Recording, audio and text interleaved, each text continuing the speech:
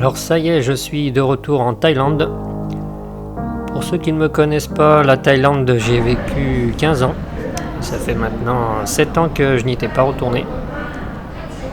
Là, je viens d'arriver à Bangkok. Alors Bangkok, j'ai vécu pendant 2 ans et demi, il y a assez longtemps, donc ça a quand même bien changé depuis. Ce qui est super pratique à Bangkok, c'est que vous pouvez prendre le métro directement depuis l'aéroport.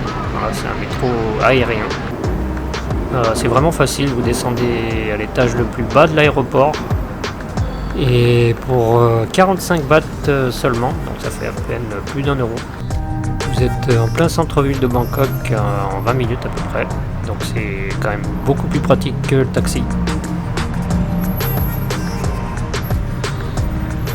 Pour le téléphone, donc moi à la sortie de l'avion j'ai pris une carte SIM 5G illimitée. Voilà, c'est pour 1 mois et ça m'a coûté environ 30 euros. La compagnie c'était Dtac et ça a très bien marché. Donc, vous pourrez régler en plus par carte bancaire, c'est pratique. L'avantage par rapport à une eSIM, c'est que vous pouvez partager votre connexion, voilà, au cas où vous n'auriez pas de Wi-Fi par exemple pour l'ordinateur. Je vous conseille également de ne pas changer tout votre argent au premier stand de change car le taux est bien moins avantageux. Donc, il y en a d'autres tout en bas de l'aéroport près du métro avec un bien meilleur taux.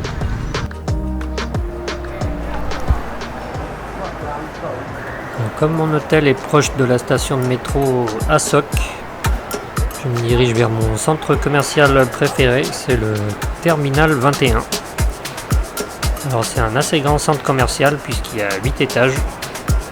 Et la particularité, c'est que chaque étage a été décoré suivant le thème d'une ville d'un pays différent.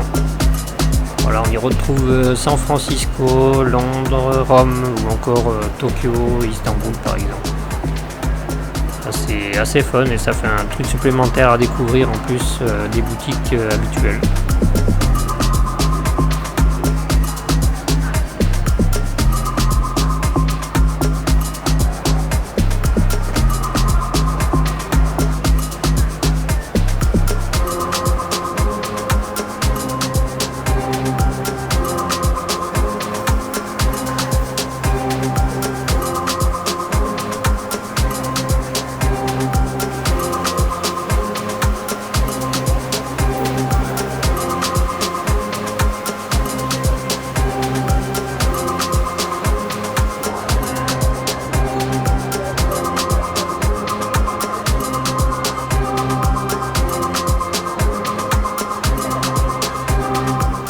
Personnellement, je ne vous conseille pas de rester plus de 3-4 jours à Bangkok. Il y a beaucoup d'autres choses à voir tout aussi intéressantes dans les autres villes, comme par exemple Ayutthaya, Chiang Mai ou Krabi.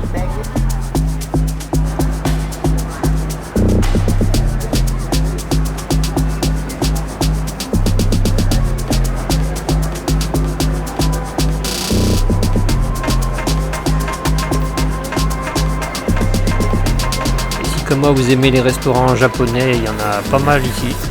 Donc d'ailleurs mon premier repas ici en Thaïlande, j'ai opté pour Yayoi. C'est un restaurant japonais pas trop cher puisque j'ai mangé un menu avec mes takoyaki préférés pour un total de 400 bahts, ce qui fait à peine plus de 10 euros.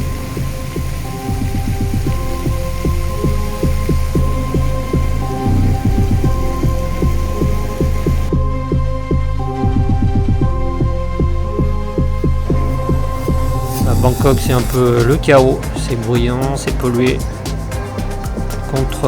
Pour les centres commerciaux, c'est top. Vous avez par exemple le Siam Center.